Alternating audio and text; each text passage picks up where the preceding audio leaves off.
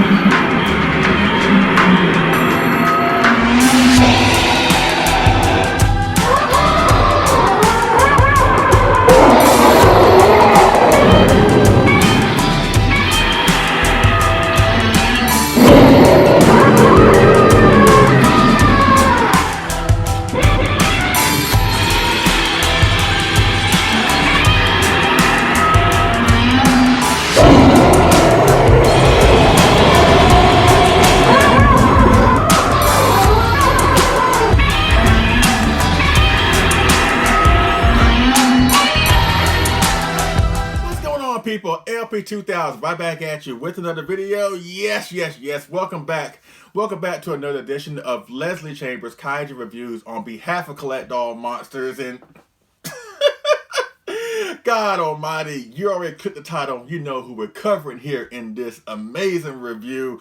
And if you've been noticing my recent string of videos as of late, I've been doing a lot when it comes to model kits, you know what I'm saying? Awesome, spectacular model kits, and this guy is no exception. So without further ado, let's dive here first into this awesome, amazing, brilliant, spectacular 30cm model resin kit review. And today we take a look at the Monster Maker 28 30cm version of the 1975 Godzilla. Yes, best of a super cool appearance in the epic finale of the Showa Godzilla film series, 1975's Terror of Mechagodzilla. And as you can see, I have the beautiful model kit here in all his beautiful glory. Oh my God, this thing is so amazing.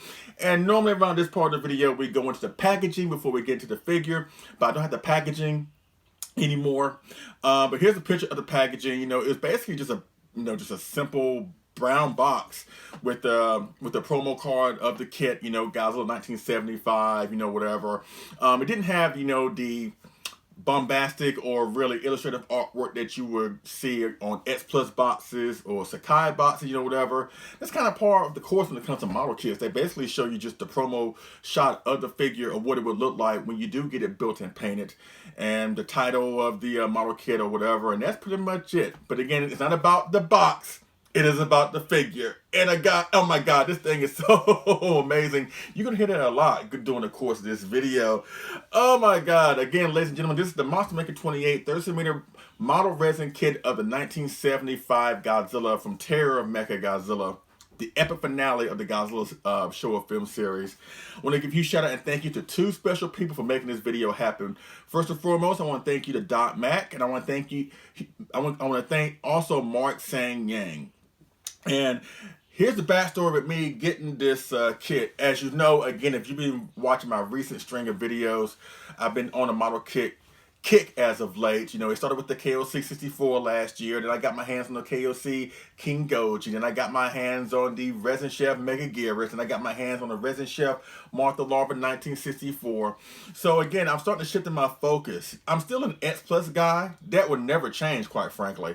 But I'm starting to get more into model kits, at least monsters that X Plus has not done right. More on that in a few minutes.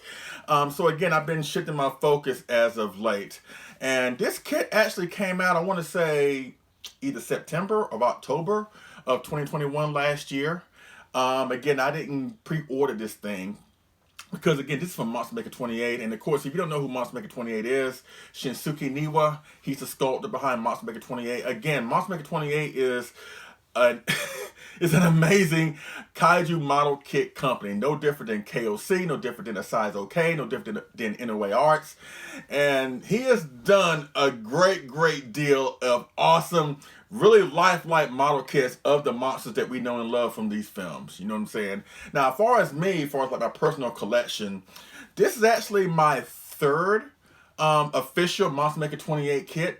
Official model kit. My first ever model kit from Monster Maker 28 was the 30cm 1974 Godzilla. I actually got that at G-Fest, my first G-Fest. That was my first G-Fest dealer's room pickup that I ever got for myself. You know what I'm saying? And that's a stunning representation of the 74 Godzilla. Again, there's not too much of him out there either, but that's a great model kit. My second model kit for Monster Maker 28 was I think the 25cm or 30cm GMK Ghidorah from GMK. Again, that model kit is amazing. And honestly, that model kit in particular made me appreciate the GMK Ghidorah even more, because prior to me getting that figure or that model kit, I really wasn't a big fan of the GMK Ghidorah from GMK. But ever since I got that model kit, I was like, yeah, that thing is pretty amazing. You know what I mean? And this makes my third acquisition for Monster Maker 28 as far as like official kits. Now, X Plus, there's a tie-in with X Plus when it comes to Monster Maker 28. Because again, X Plus not only make, brand new sculpts from scratch, but they also contract with existing model kit companies and just basically make vinyl representations of certain model kits. And Monster Maker 28 is really no exception. For those who may not know, vinyl kits, at least vinyl figures from X Plus that were taken from Monster Maker 28 sculpts include the 30cm 1967/68 Gorosaurus and 30cm Godzilla 1968 and Anguirus 1968. Those were all taken from Monster Maker 28 sculpts. The entire roster from GMK, the X Plus 25cm GMK Ghidorah that you just got finished seeing just a few seconds ago. And of course, the 25cm Godzilla 2001 and Mothra and Baragon 2001. All those figures in particular, those three in particular, Godzilla, Baragon, and Mothra, were taken from the X Plus Favorite Sculptors line. Again, all of those monsters, all of those figures were taken from Monster Maker 28 sculpts. And again, he knows exactly what he's doing. He's an awesome sculptor, you know what I'm saying? And there are a few other kits out there that he has made that I want to get for myself. Hopefully I can find him in the aftermarket at some point or at G-Fest in a couple of months. But the three that I'm most looking forward to or want to add to my collection at some point is he did a rendition of the 30cm 1964 Godzilla, but it's actually from Ghidorah the Three-Headed Monster. And that kit of Godzilla from that film looks amazing.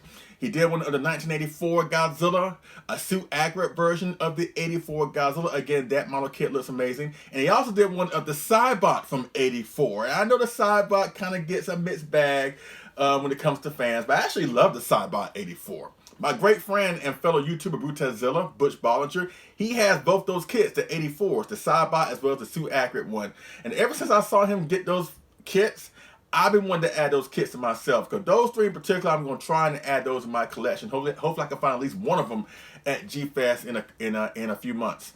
But again, Monster Maker 28, again, a great, awesome sculptor, you know what I'm saying? There's plenty to choose from on his roster, like great accurate sculpts. He's done some of Godzilla, like I said, the GMK Ghidorah, Titanosaurus, Varan, and Rodan 64, and the entire cast of GMK and stuff like that. So he's an accomplished sculptor, and he's like my second favorite sculptor behind Sakai. Again, as I mentioned in my KOC King Goji video, my top three model kit sculptors go in this order: Sakai, Shinsuke Niwa, aka Monster Maker 28, as well as Akira Ibaraki from KOC. You know what I'm saying? And I got this kit again through Doc Mac. Thank you, Doc Mac, for hooking me up with this kit, whatever. And I had it built and painted by Mark Sang Yang. So those two individuals are the reasons why I got this figure or this model kit. And I want to thank those guys so much. Again, because this is a Monster Maker 28 kit, again, he is really sought after. Whenever he drops a pre-order for a model kit, they get sold out just like that. They get snatched up just like that. And honestly, It's apparent to see why, because again, his sculpts, in my opinion, are flawless. I mean, of course, not every sculpt is 100% perfect, but by and large, he has more hits than misses, if you get what I'm saying. And when it comes to the 75 right here, prior to this guy's release, unfortunately, the 75 Godzilla does not have too many accurate representations of him out there from a Kaiju collectibles perspective. You know what I mean? There is the Billiken. There was a Billiken kit of the 75 Godzilla that came out way back in the day. I don't know if it's saw a reissue or whatever, but that was a decent 75 Godzilla. Not perfect as this one, but it was still a decent version of the 75 Godzilla. It had its shortcomings here and there, but by and large, I would say that was a good sculpt of the 75 Godzilla. Not great, but it was good. Then came forth X Plus that brought out the 25cm 75 Godzilla, and unfortunately, that one was a dumpster fire. That one did not look that good. It didn't really do it for me, which was kind of surprising because I always thought that at least a good majority of X Plus sculpts, I think the more superior ones are the 25cm versions, like the 65 Godzilla, like the 1999 Godzilla, like the 68 Godzilla, right? Those were fantastic sculpts of those particular Godzillas. But the 75 just didn't do it. It didn't hit the mark. Now they came out, the S Plus came out with a 30cm version of the 75 Godzilla a few years after the 25cm version. And even though there was a mild improvement, and it's a good figure, again, kind of like the Billiken, it's good, but it's not great. When you see that figure, there's something off about it. Even the most dedicated Godzilla 1975 fan that has that figure from S Plus will even tell you, yeah, it's good, but there's something off. We can't put our finger on it, you know what I mean? So again, with those examples, it's kind of hard to say that there has been a suit accurate, almost near perfect, if not perfect representation of the 1975 Godzilla from Terror of Mechagodzilla until now. Newa has done it. Newa has done, in my opinion, the perfect representation rendition of the 1975 Godzilla. Here it is in all its glory. Yes, yes, yes. And that's pretty much the backstory with me getting this guy. You know what I'm saying? You know, I'm do things around here. Let's get up close and personal with this guy. And I'll provide some inserts as we go along here. But again, this model kit is amazing. Let's start off with the sculpt. And again, this sculpt, again, kind of like the 68 Godzilla that I talked about earlier, you know what I'm saying, the 30cm X Plus 68, again, that was taken from a Monster Maker 28 kit, you know what I'm saying. As you can see here in this insert, there's really a similarity between the two sculpts, with the more dynamic pose with Godzilla kind of rearing backwards and his arms are up, you know what I'm saying, like he's about to attack something or about to defend himself from being attacked. So you have these, you know, these dynamic poses, and of course the tail is flat on the ground, kind of like the 68. Which is fine, because, you know, I like the variety when it comes to the position of Godzilla tails on a certain figure. You know, there are times where I enjoy where it's flat, I enjoy where it's upwards in the air, I enjoy where it goes upwards and then downwards, you know, whatever. Because, of course, if you have this figure that has pretty much the same position of its tail in every sculpt, it's kind of dull. But I do like you give it some variety here. So the flat tail doesn't really bother me. It might present somewhat of a problem if you want to position him on your shelf, you know what I'm saying, because his tail is flat. You know, you may have to position him in, like, in a corner if you don't have deep shelves. But it's, again, this model kit is perfect. I think you can make some accommodations for this guy. But again, I've always said, at least in my most recent string of videos, that when it comes to model kits, at least for me, the two most vital things when it comes to a model kit is like the sculpt has to be perfect and the paint job has to be perfect. And I think Newa has done a perfect job with this version of Godzilla, with the pose here, you know what I'm saying? And as you can see here, he's closed mouth, and ordinarily, I prefer Godzilla, at least my Godzilla figures, to be open mouth, roaring, you know what I'm saying? But actually, I find the 75, kind of like the 64 Godzilla, I actually find them more menacing with their mouth is closed. So I don't really mind that the mouth is closed here. Now, it's partially open. It's not completely closed, you know what I'm saying? It's partially open, you know what I'm saying, where you can see some teeth in there, you know, whatever. He does have that bottom lip curling out a little bit. But again, that was the same thing on the suit. So again, this is really, really suit accurate, you know what I'm saying? The eyes, you know, the eyes look very, very menacing.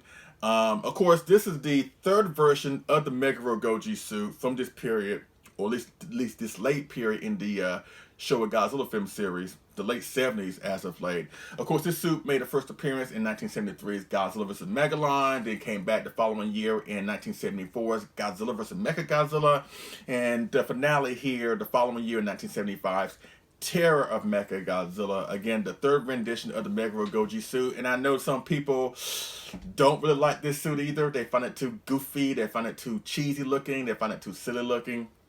I enjoy it, again, because this personifies Godzilla of what he was during this part of the film series. He was a hero. He was a bona fide superhero, a watchful protector over the Earth and over Japan, and whenever a threatening evil menace comes in to threaten the Earth and Japan, he would come in and fight it off and then go back. So his look here is really reminiscent of his role as a protector during this part of the Showa series. So I really do enjoy that. Now, when it comes to Mechagodzilla suit, now in 73, he had the big puppy eyes, you know what I'm saying? The trademark puppy eyes in the 73. When it came down to the 74, the following year, they kind of changed up the arrangement of the dorsal plates. It's still the same dorsal plates, but they changed them up a little bit. But they changed his brow where he looks a little bit more serious, look more mean looking. Then by the time we get to Terror, they change the brown even more where he looks even more menacing. And again, the closed mouth just kind of adds to that more menacing but yet serious look. Like he would defend the Earth at all costs, and the look is really reflective of that. So I really do enjoy like the face, the way the face is sculpted, you know, whatever. Again, the dorsal plates look so amazing. The sculpting of the dorsal plates look great. The tail flat on the ground looks great, you know, whatever. You have a little bit certain bagginess of the suit. The tree bark light skin, typical Godzilla in a lot of respects. So the sculpt is perfect. The sculpt is just perfect. Like I said, with the 75, the S Plus have done, again, there's something off about them. But with this model kit, I don't see anything off about it. You know what I'm saying? Again, perfect representation sculpt-wise. Now let's go into the paint job-wise, which is, again, I say, is the other vital component when getting the model kit. The paint job has to be perfect too, along with the sculpt. And again, Mark Sang-yang, you've heard his name many times before on my channel. Brilliant artist and sculptor and model kit painter, modeler, whatever. I've contracted with him many times before, and he has never let me down. And this, you can add this guy to the list of just awesome paint jobs, or at least his work on these kits or these sculptures just knocks it out of the park. And he's done a great, phenomenal job with this guy. Again, tree bark light skin, or at least charcoal gray when it comes to the skin, excuse me. You know, the silver sheen on the dorsal plates, which was something, again, when it comes to 25 X Plus. I'm sorry if I keep going back to comparison between this one and the 25 and 30 renditions from X Plus. But the 25 in particular, like, if you look at his dorsal plates, they were more so yellowish bone white. And honestly, that's not how it was in the film. You know what I'm saying? At least with the 74 and 75, as far as like the suits, he had more of a silver sheen on his dorsal plates. You know what I'm saying? Not yellow like, you know, the 25 centimeter figure from X Plus tend to suggest. Now they got it right on the 30 where his dorsal plates were more so silver. But again, that's how it was on the suit. They were more so silver, and he applied, Mark Sang-yang I'm talking about, applied the proper amount of silver on the outskirts of the dorsal plates with the light, somewhat charcoal gray, lighter charcoal gray coloring on the inner of the dorsal plates. Looks really good. You know, off bone white color on the toes as well as the claws, you know, whatever. Dirty bone white teeth. Once you look at the teeth, the eyes again looks great, you know, whatever. He has done a phenomenal job. Again, really simplistic when it comes to Godzilla. Of course, we've been through this before, you know, charcoal gray skin, you know, bone white dorsal plates, or in this case, silver sheen dorsal plates. But again, this, in my opinion, ladies and gentlemen, is the perfect representation of the 1975 Godzilla. And it's a shame that we had to wait this long to get a perfect representation of the 75 Godzilla. Again, no disrespect to the Billiken, because again, prior to maybe the 30 centimeter X Plus 75, the Billiken was the best that we got. But as you can see here, it just shows that improvements can always be made, and there's always can be a better version made. You know what I'm saying? And absolutely, Monster Maker 28 has made that. So again, this is awesome. So if you're a fan of the 75 Godzilla and need a perfect representation of this suit in model kit form, or at least Kaiju collectible form, Look no further than the Monster Maker 2875 Godzilla. Now, availability. That's another story, because again, I kind of lucked into this model kit, quite frankly. Again, by all intents and purposes, I really shouldn't have this model kit. I'm just being honest with you, because I didn't pre-order it. And again, once you find out that they are up for pre-order, you have to really be in the know with people on how to get Monster Maker 28 kits when they drop for pre-order, because his website is in Japanese. So you have to find somebody that knows Japanese, or find you a middleman to try and find you a kit. It's not super hard, but then again, it's not relatively easy either. So trying to find one when they drop, or at least trying to secure one when they drop, again, you have to be right there when it drops, because again, they don't make too many of these model kits. Kind of like X Plus, even more so scarce versus X Plus. They have less quantities when it comes to model kits like this. So if you don't get them when they drop for pre-order, then you have to really try to find a way to get them in the aftermarket, and hopefully that you're lucky to find one in the aftermarket. And again, I came across Dot Mac. He still had it after a few months of having this kit, and he actually put it up for sale on the Kaiju Kitters Builders Club. And here's the thing, I got this kit, I want to say late last year in December, and I think he offered it up for sale in September. So from September to December, there was no one that wanted this kit. And that surprised the crap out of me. And I think if more people knew about this kit was up for sale, this thing would have been gone by the time I got my hands on it. But as luck would have it, I was able to get my hands on it, and the rest is history. But again, availability, you may find him more out there on Buyee. He may pop up on eBay, but again, you have to scour that site pretty much every single day. And when you do, you're going to spend some money for him. You know what I'm saying? But then again, if you go to G-Fest in a couple months, Kaiju Modeler is there. He'll be in the dealer's room. And of course, Kaiju Modeler is a model kit specialist company that sells model kits. So if you go into G-Fest, you never know. You may find this guy there. And if you do find it, get it. Because in my opinion, this is the best, perfect representation of the 1975 Godzilla. You can't get no better than this right here. Yes. And so that's pretty much it, but up close and personal. The backstory of me getting this guy, again, amazing. Amazing model kit of the 75 Godzilla from Terror of Mechagodzilla. And speaking of Terror of Mechagodzilla, I'm not going to drown the figure review in size comparisons. Really, there's only one size comparison that matters. So let's bring up the other two monsters that went up against the King of the Monsters in the epic finale of the Showa film series, with the X Plus 30cm 1975 Mechagodzilla, as well as the 30cm 1975 Titanosaurus. And let's see how all these monsters look together in the one and only size comparison. So let's do that, ladies and gentlemen, right now. Okay, folks, here we are with the entire cast, at least monster cast, I should say, from the epic finale of the Godzilla Showa film series, 1975's Terror of Mechagodzilla, and of course, flanked around the minute and an hour, the Monster Maker 28 Godzilla 1975 30cm resin model kit. Of course, I have the other two monsters that oppose the King of the Monsters in its epic finale of the Showa film series, with the 30cm X Plus versions of Titanosaurus as well as Mechagodzilla 1975. Oh my God, this is great. This is a great size comparison. Now, as you notice here, Titanosaurus and Mechagodzilla are kind of like in the background a little bit. And I did that for a certain reason, because honestly, yes, these figures look great together, but Godzilla, because it's a resin model kit and it's a full-fledged 30cm resin model kit, he does run on the bigger side, where he's not as size accurate in comparison to Titanosaurus and Mechagodzilla here. Because if you notice in the film, Godzilla is somewhat shorter than both Titanosaurus and Mechagodzilla, especially Titanosaurus. But this model kit has him going face to face basically with both figures here, and that's not how it was size accurate in the film. But even despite that minor nitpick or imperfection, like when you use forced perspective when it comes to certain photography, when it comes to shooting these figures, it looks great. This thing looks perfect up against Titanosaurus, up against Mechagodzilla. And again, this is a great, awesome, basically perfect sculpt of the 75 Godzilla. And I mentioned, earlier with the stance that Godzilla has here, what I like to do sometimes, ever since I got this model kit, the way his arms are positioned, you can actually take like a severed Mechagodzilla head. Let's say you have the 30cm Mechagodzilla 1975 original Rick version that came with the alternate brain head as well as the the main head where you can interchange the heads, right? You can actually put the severed head in the arm, in the cradle of Godzilla here and recreate that scene where he tears off the head. You know what I'm saying? He holds the head and then he sees the mechanical brain and Godzilla's like, really? Oh, you got all that going on? So I like that. I like to do that sometimes. But again, this is a great size comparison. Not perfect, but then again, once you see these together in person or right here, it doesn't really matter, quite frankly.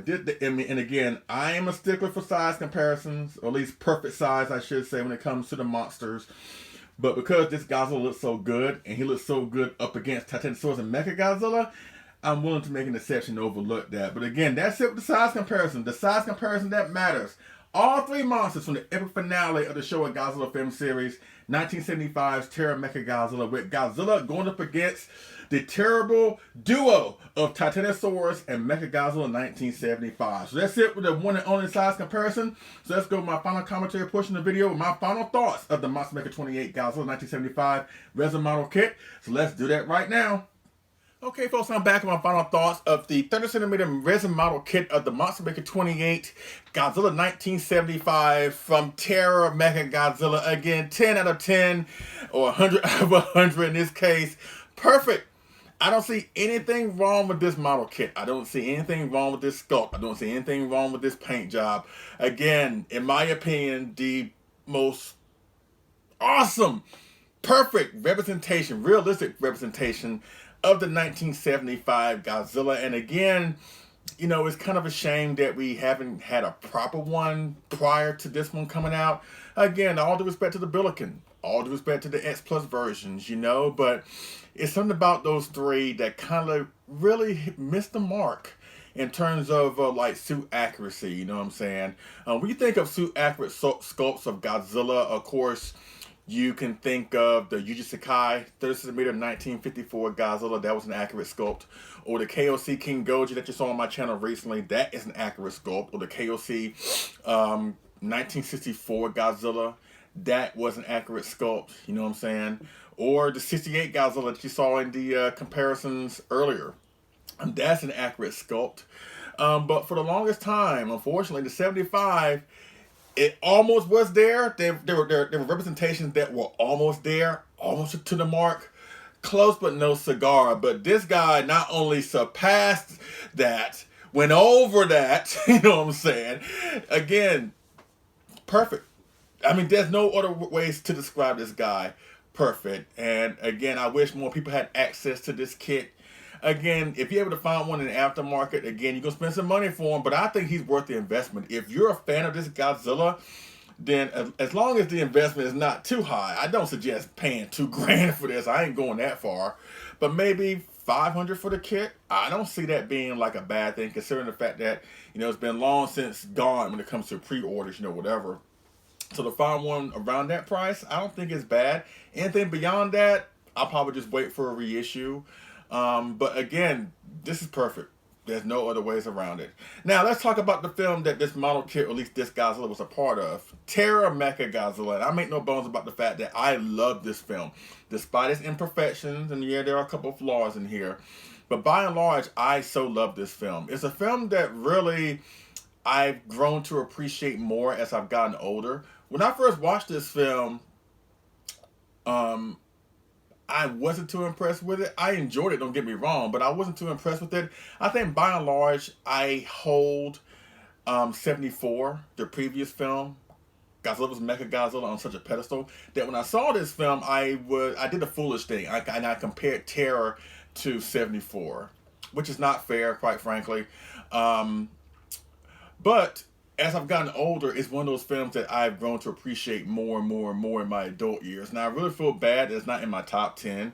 As I said many times before, if King Kong vs. Godzilla was not in my top 10 spot, then I would put Terror of Mechagodzilla in that spot. But I love King Kong vs. Godzilla just a little bit more so for nostalgic reasons, because that was one of the earlier films I saw in my Godzilla fandom. I didn't see Terror until like way down the line. I think I saw it like before I graduated high school in 1995. Yes, I'm that old. But again, I so love this film. Now, let's talk about Godzilla's role in this film. And of course, at this point in the 70s, Godzilla is again a watchful protector over the Earth and over Japan. And he's kind of settled in this role of whenever an evil threatening menace comes in to threaten the world or threaten Japan, he comes in like a guard dog and fight it off, and then he goes back to Monster Island. That was part of the course for Godzilla around this part of the series. And honestly, I know some people don't really like this film because a good chunk of the monster action, you have to wait for like an hour and some change before Godzilla even shows up. He doesn't show up until the 48-minute mark. Basically, all the kaiju action happens in the third act. And I think a lot of people don't really like that because when you compare that to the previous film, we got a lot of Godzilla in 1974's Godzilla's Mechagodzilla, whether it's Mechagodzilla disguised as the real Godzilla himself or the real Godzilla himself. He's introduced early on. Like, we get a lot of on-screen Godzilla in that film, basically throughout the film, if you really think about it.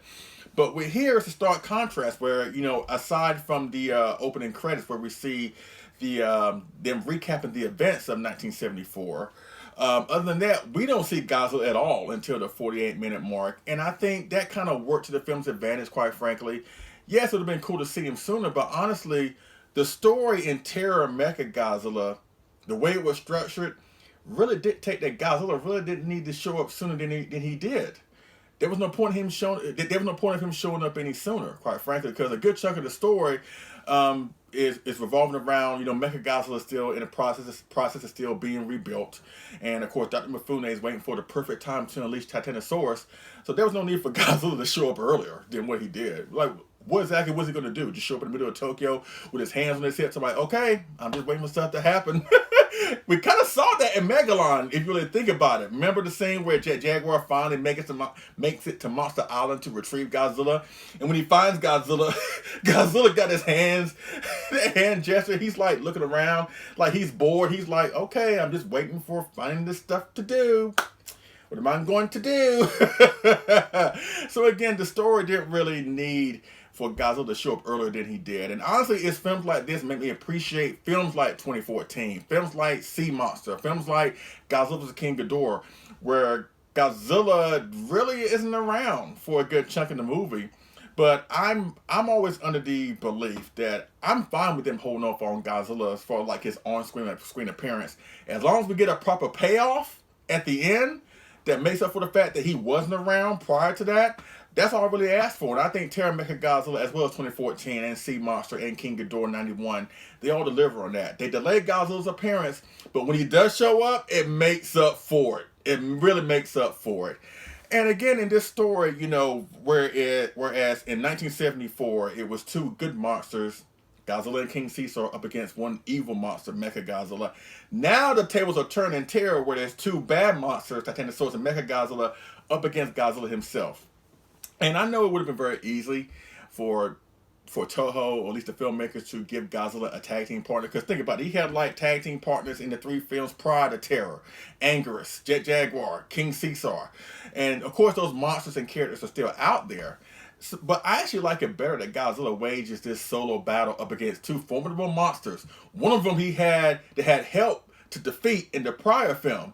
But I just love in this film that Godzilla just does not, he doesn't care. He really doesn't care. He goes in, guns blazing, even if he knows he's going to die or there's a chance he might die. He's like, if I'm going down fighting. And we see Godzilla get his butt handed to him in this film. We kind of see that throughout the 70s films, whether it was Hedra beating him down, or Mechagodzilla beating him to a bloody pulp, him getting concussed by Gigan.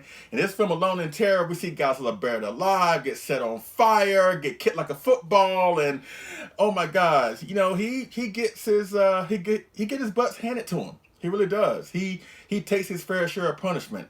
But whatever he gets, he gives it right back to Titanosaurus and Mechagodzilla, and he goes out in a blaze of glory, which I find very poetic. Because again, at the time, nobody knew that this was going to be the final film of the Showa film series. It kind of just worked out to be that way. I think they did try to do some things in between this film and when they decided to relaunch the series with 84. But they couldn't get stuff off the ground. So by default, Terror of Mechagodzilla earns the designation of being the epic finale of the Showa film series. And I think that's a great note to go out of because it's a culmination of what we saw in the Showa series. You know, great monster action, monster fights, a great score by Ifukube, the original director of the original Godzilla film, coming back, as well as Ifukube for this film. Again, great characters, like I said. You know, you have aliens and alien invasion and stuff like that. We have a sequence where a Mechagodzilla, or at least a Godzilla creature, attacks Tokyo like Godzilla did in the original film. I just find it very poetic. And at the very end, when Godzilla finally defeats Titanosaurus and Mechagodzilla, and he roars and he goes off into the sunset, you know, it's really sad, but very poetic. That the last image that we see in this film is Godzilla by himself, going away. And ironically, that's how we saw him in the first film. Because Godzilla came in by himself, destroyed Tokyo, all that good stuff, which led to Rodan coming in, which led to Varan, Mothra, King Ghidorah, Ebirah, Kumonga, Hedra, Gigan, Mechagodzilla. It led to all these monsters coming in. But he was the first, by himself. So he comes in by himself, and he exits this awesome film series by himself in Terror. And when I see that moment when Godzilla goes away and you hear that melodramatic Ifukube music, you know, again, even though it wasn't planned to be that way, I think they knew. I think they knew that this was the end. And in my opinion, you couldn't go out on a higher note. Godzilla going out on two monsters, formidable monsters that he had a scratch, claw, and almost nearly died to defeat. But he did it.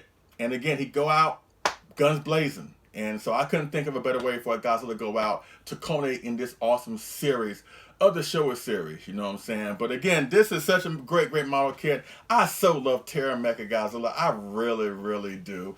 Speaking of Terror of Mechagodzilla, as far as collectibles, I'm planning on doing a side project with Eric Stoltz from Monsters with Attitude, that crew of Monsters with Attitude, Marcellus Winters, as well as Godzilla fan freaks himself, Everett Gronin, Titanosaurus' biggest #1 fan. They all love Terror Mechagodzilla, just a little bit. They all love Terror Mechagodzilla. So we're going to get together and collect our monsters in the future and talk about this film and talk about our favorite collectibles from Terror Mechagodzilla.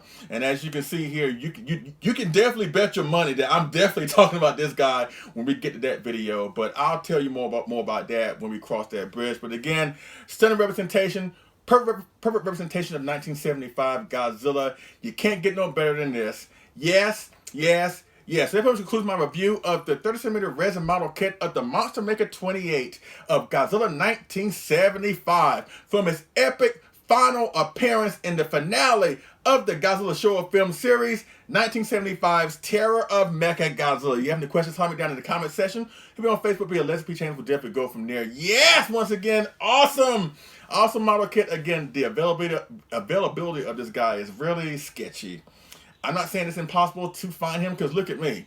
I was able to find him way after the fact. You know what I'm saying? Again, I kind of looked into it. So maybe you could find that similar look that may come your way. Maybe you're able to find it on eBay. Maybe you can find it on Mandarake. Maybe you can find it on Baiyi. You know what I'm saying? But to say that he would never pop up out there, I wouldn't go that far. Or again, if you're going to G-Fest in a couple months and you're in the dealer's room, hit up the Kaiju modelers table, because they may have this kit in stock. You never know.